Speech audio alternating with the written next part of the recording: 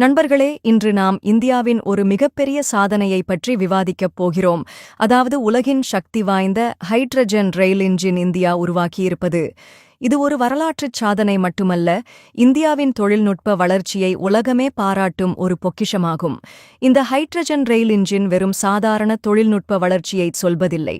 இது உலகம் முழுவதும் மாற்றத்தைக் கொண்டுவரக்கூடிய சூழலியல் சீர்திருத்தத்தின் அடையாளமாகும். இந்திய ரயில்வே உருவாக்கிய இந்த ஹைட்ரஜன் இன்ஜின் 1200 ஹார்ஸ் பவர் திறன் கொண்டது.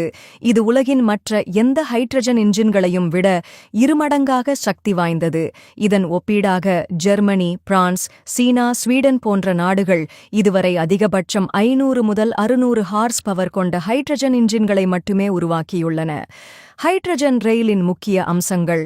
உலகின் மிக சக்தி வாய்ந்த ஹைட்ரஜன் இன்ஜின். இந்தியா உருவாக்கிய இந்த இன்ஜின் மற்ற நாடுகளின் தொழில்நுட்பங்களை கடந்து சென்று நாட்டின் பெருமையை உலகம் முழுவதும் உயர்த்தியுள்ளது. 1200 ஹார்ஸ் பவர் திறன் கொண்ட இந்த இன்ஜின் மிக அதிக எண்ணிக்கையிலான பயணிகளை கொண்டு செல்லும் திறன் கொண்டதாக இருக்கும். சூழலுக்கு பாதிப்பற்ற தொழில்நுட்பம். இந்த ரயிலின் பைப்ராடக்ட் வெறும் தண்ணீர் மற்றும் நீராவிதான். டீசல் ரயில்களைப் போல கார்பன் உமிழ்வை அதிகரிக்காது. அதனால் இது சுற்றுச்சூழலுக்கு மிகப்பெரிய வரப்பிரசாதமாகும். இதனால் இந்தியாவின் கார்பன் உமிழ்வு குறைக்கப்படும். மேலும் இது நேஷனல் கிரீன் மிஷன் திட்டத்திற்கும் ஒத்துவரும். மாசு இல்லா, குறைந்த ஒலியுடன் பயணம். டீசல் ரயில்கள் எழுப்பும் சத்தத்தை விட இந்த ஹைட்ரஜன் ரயிலின் ஒலி மாசு 60% குறைவாக இருக்கும். பயணிகள் சுற்றுப்புறத்தின் இயற்கை அழகை ரசிக்கவும் அதனுடன் இணைந்து பயணிக்கவும் உதவும். தனித்துவமான எரிபொருள் வினையியல்.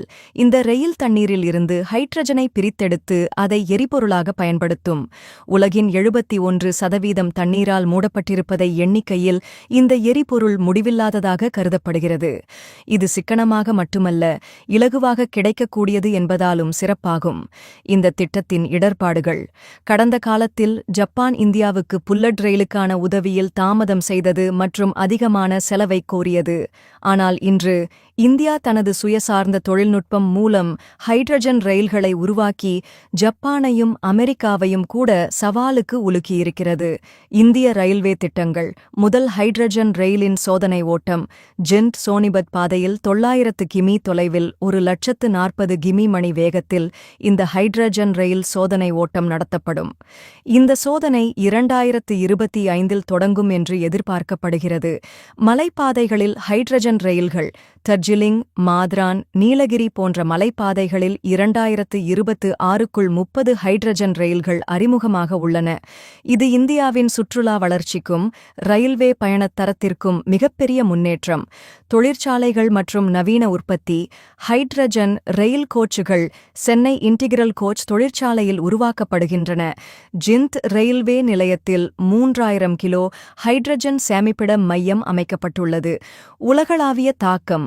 இந்தியாவின் இந்த புதிய சாதனை காரணமாக அமெரிக்கா, ஜப்பான், ரஷ்யா போன்ற நாடுகள் இந்தியாவிடம் தொழில்நுட்ப உதவிக்காக அணுகும்.